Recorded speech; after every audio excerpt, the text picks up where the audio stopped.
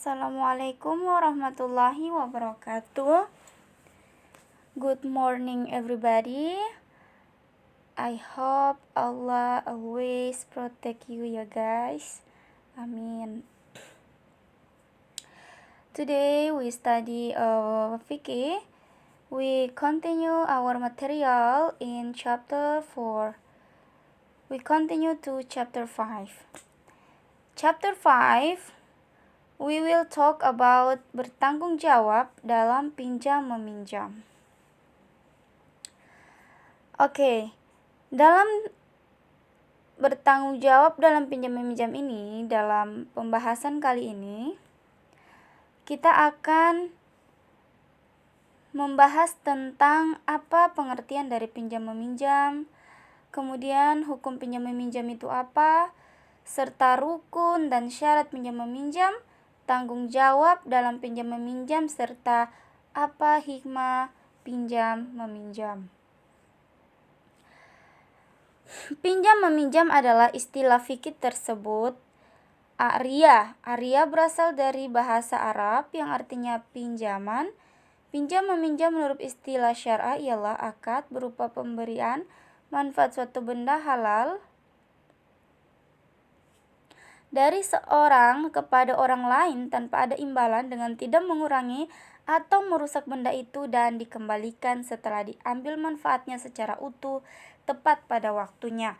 Jadi Ustazah kasih contoh. Ustazah pinjam buku matematikanya Acan. Karena Ustazah mau ambil manfaat dari buku itu, Ustazah mau gunakan karena misalkan besok Ustazah mau ujian matematika. Jadi Ustazah bilang, Acan, Ustazah mau pinjam buku matematikamu. Insya Allah besok Ustazah kembalikan setelah melaksanakan ujian. Lalu Acan memberi buku tersebut. Nah, itu contoh daripada pinjam meminjam.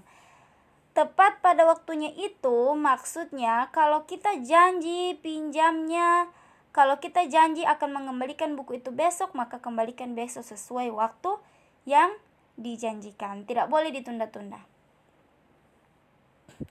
Semua benda yang bisa diambil manfaatnya dapat dipinjam atau dipinjamkan. Dan sebagai peminjam harus bertanggung jawab terhadap barang yang dipinjam. Tidak boleh merusak, ya, tidak boleh merusak. Allah Subhanahu wa taala memberikan tuntunan agar pinjam meminjam dicatat dengan teliti mengenai syaratnya, waktu pengembaliannya, cicilannya, jaminannya, dan bagaimana penyelesaiannya jika terjadi permasalahan. Contoh lagi, Ustazah misalkan pinjam speakernya Acan, terus speaker murotalnya Acan. Ustazah tidak sengaja tuh speaker murotal tiba-tiba ada jatuh lalu pecah. Nah, otomatis Ustazah itu harus bertanggung jawab terhadap speaker murotal yang Ustazah pinjam sama Acan.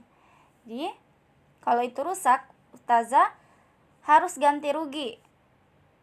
Tergantung kesepakatan apakah Acan mau diganti dengan uang atau mau diganti dengan barang yang sama. Tapi uangnya tidak boleh melebihi dari harga barang, sesuai dengan harga barang, ya.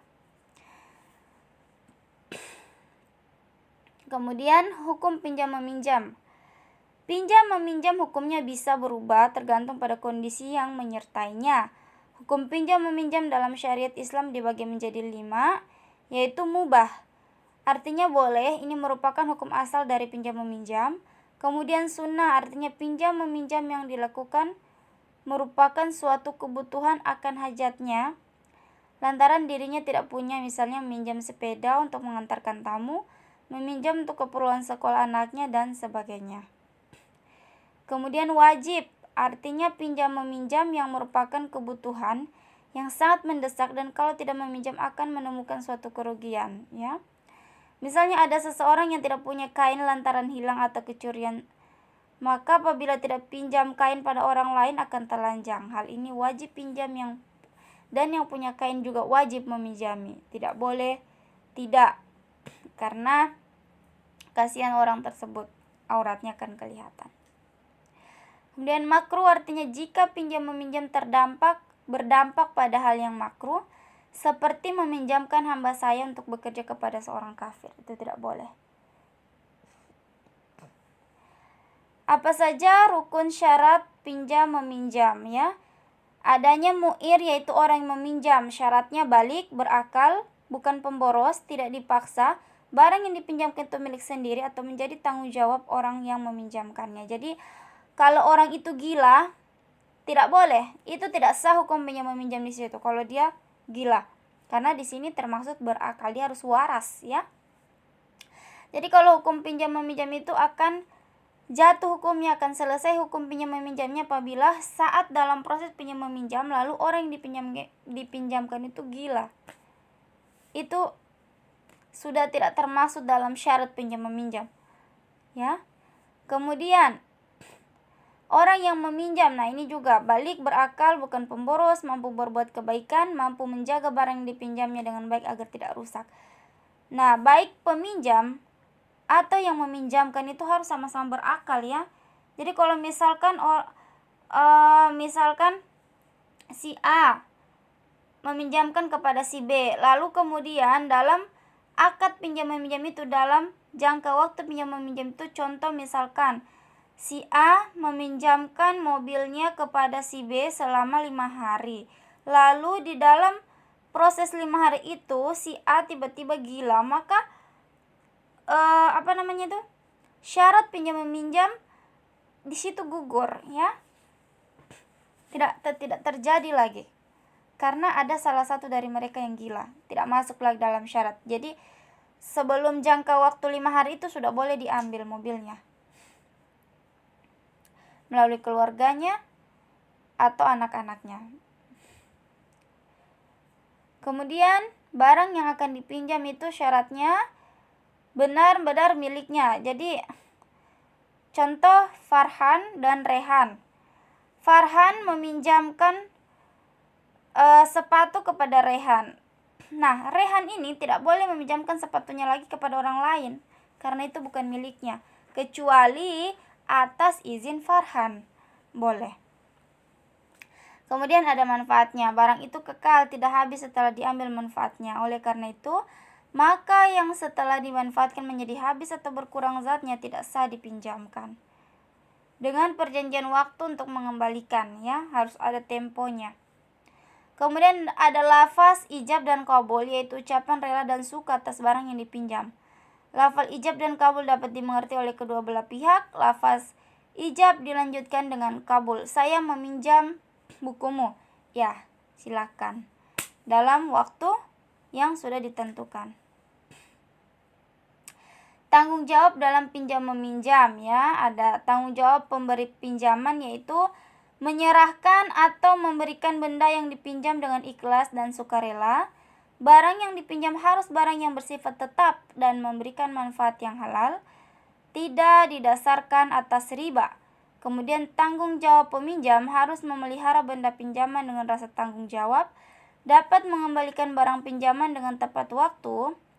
Selama barang itu ada pada peminjam, tanggung jawab berada padanya. Manfaatkan barang sesuai dengan perjanjian tanpa merusaknya. Tidak meminjamkan barang pinjaman pada orang lain. Ya, ini tadi contoh yang sudah saya kasih, kecuali mendapat izin dari pemilik orang lain. Ya, dari pemilik barang maksudnya. Apabila barang pinjaman rusak, peminjam wajib memperbaiki atau menggantinya ya. Mengganti sesuai dengan harga barang atau mengganti dengan barang yang sama. Apabila barang pinjaman memerlukan ongkos, angkutan atau biaya perawatan, maka biaya tersebut ditanggung oleh peminjam. Misalkan Lila meminjam mobil kepada Putri. Nah, Lila ini yang pinjam mobil harus isi bensinnya, harus melakukan perawatan terhadap mobil tersebut. Jangan ditanggulangi oleh yang punya mobil ya. Apalagi kalau misalkan dalam perjalanan jauh. Kira-kira mobil itu kempes, jadi semua Lila yang tanggung. Pinjaman yang disertai jaminan waktu mengembalikan barang harus membayarnya. Kemudian apa hikmah pinjam meminjam? Pertama, dapat memenuhi kebutuhan seseorang terhadap manfaat sesuatu yang belum dimiliki, adanya kepercayaan terhadap dirinya untuk dapat memanfaatkan sesuatu yang ia sendiri tidak memilikinya. Kemudian bagi yang memberi pinjaman sebagai manifestasi rasa syukur kepada Allah atas nikmat yang telah dianugerahkan kepadanya. Allah akan menambah nikmat kepada orang yang bersyukur, membantu orang yang membutuhkan, meringankan penderitaan orang lain, disenangi sesama, serta di akhirat terhindar dari ancaman Allah dalam surah Al-Mu'min ayat 4-7. Dan secara umum, pinjam meminjam terhadap hikmah, yaitu pertama, wujud mensyukuri nikmat Allah Subhanahu wa Ta'ala, karena kita sudah dibimbing menjadi orang yang tidak sekikir ya. Jadi kita syukuri, melatih diri agar tidak bersifat kikir, melatih diri untuk bersifat tanggung jawab. Jadi kalau kita meminjam harus bertanggung jawab. Barang yang dipinjam harus sesuai dengan yang dikembalikan. Jangan ada rusak atau cacat dan lain sebagainya. Mempererat hubungan silaturahmi dapat meringankan beban orang lain. Oke. Demikian penjelasan Ustazah. Ustazah will give you questions. Look at chapter 128. Ustazah hope you answer number 1, and then number 2, and then number 8. Ya, just 3 numbers you answer and give the best reason dalam menjawab soal ini ya. Kasih alasan-alasan yang tepat, alasan-alasan yang bagus, jawaban yang apa ya, Ustazah mau pemikiran sendiri begitu. Oke? Thank you very much. Assalamualaikum warahmatullahi wabarakatuh.